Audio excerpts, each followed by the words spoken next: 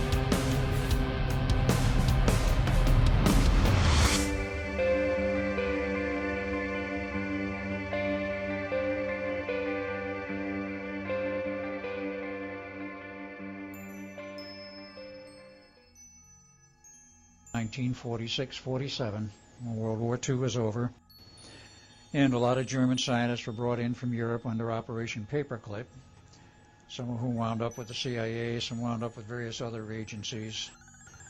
But many of these scientists came into the U.S., and a lot of them wound up working at various projects under government behest at a well-known laboratory on Long Island, Brookhaven National Laboratories. Now, Operation Paperclip pulled in thousands of people from Europe, mostly Germany. And many of these scientists have been working on various projects in Europe and in Germany prior to the ending of the war, and they've continued their work.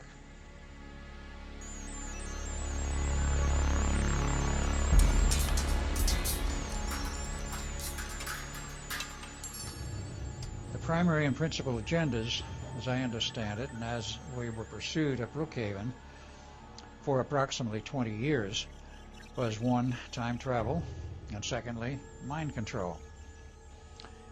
These scientists were working in Nazi Germany on these projects there. They were working on time travel. The Germans allegedly did have a functioning time travel system.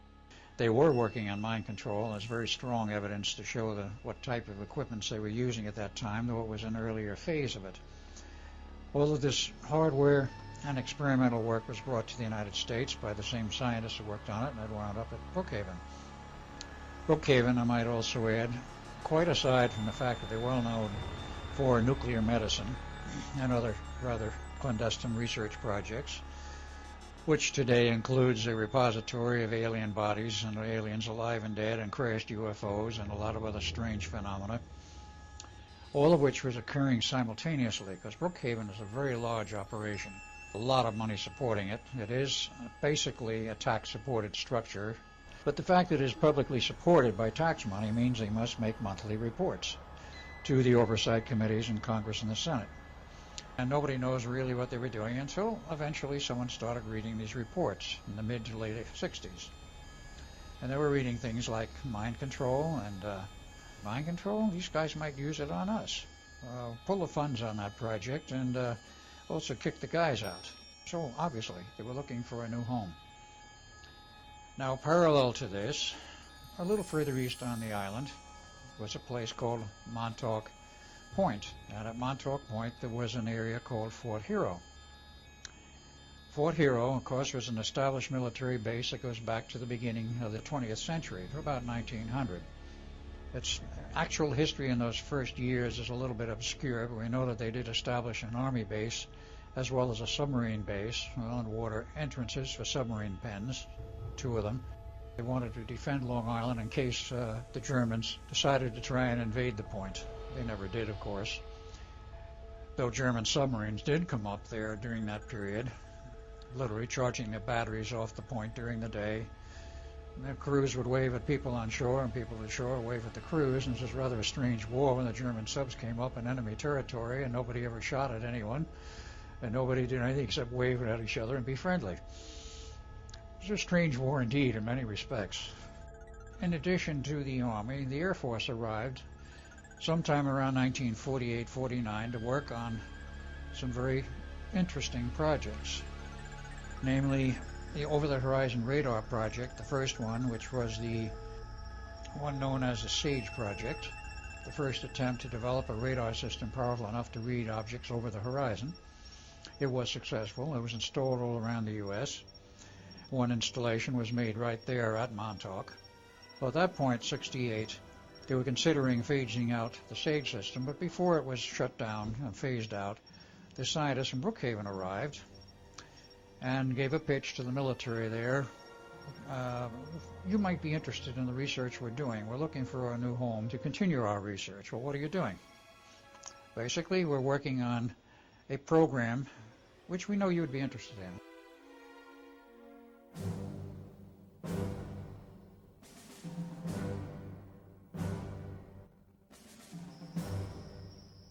The Germans had to expand their operations. The military shrank their operations. But the military retained a presence and an interest because they wanted to see this project continue. And of course it included the Navy now. They got interested. There was no money put in by the military. There was no money put in by Congress or the Senate, as subsequent investigations proved.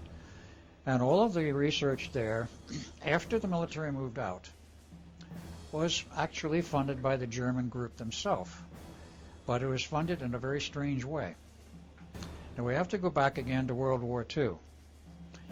In 1944, as Germany was starting to collapse and they were losing the war, there was a lot of money being transferred out of the Reichsbank into various places.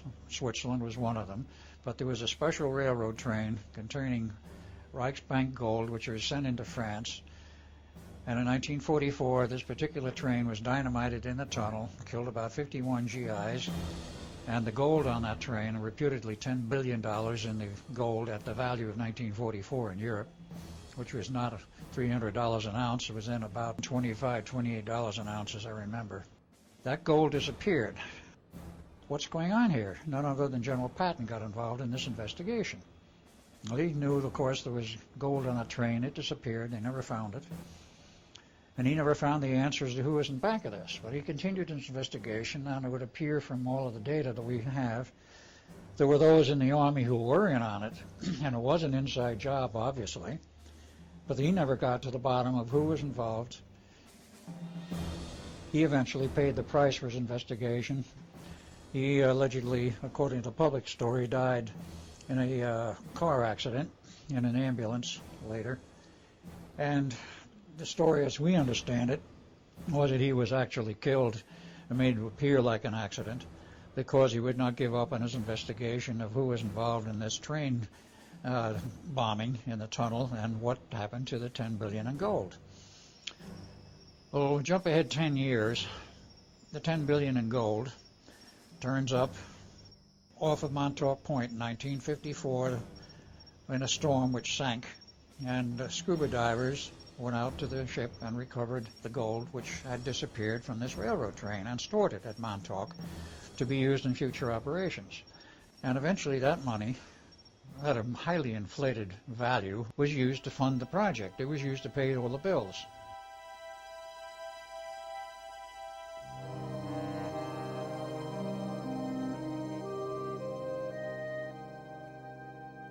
A large amount of equipment had to be designed and built according to the German scientists, who at this point were now working with aliens.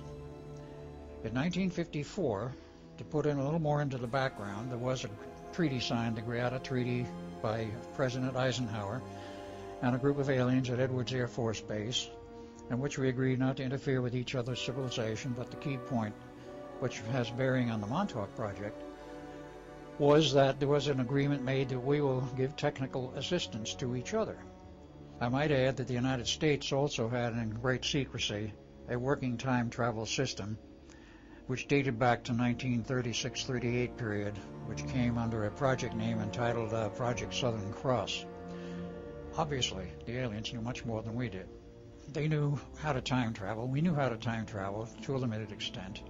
But they also knew how to do something else, how to transport oneself from point A to point B instantaneously through, shall we say, hyperspace, a wormhole, whatever you want to call the technology. They knew exactly how to do it, and they said, you can build the hardware, we know you have that capability, but you don't understand the theory. We'll tell you how. This was part of the cooperation. So they moved in on the Montauk Project, and they became a backbone of it in many respects, because the agenda involving the time tunnel, which was to be a, shall we say, a two-phased project, not only time travel, but space travel, i.e. from point A to point B, whether it be on this planet or off this planet, as was later the case,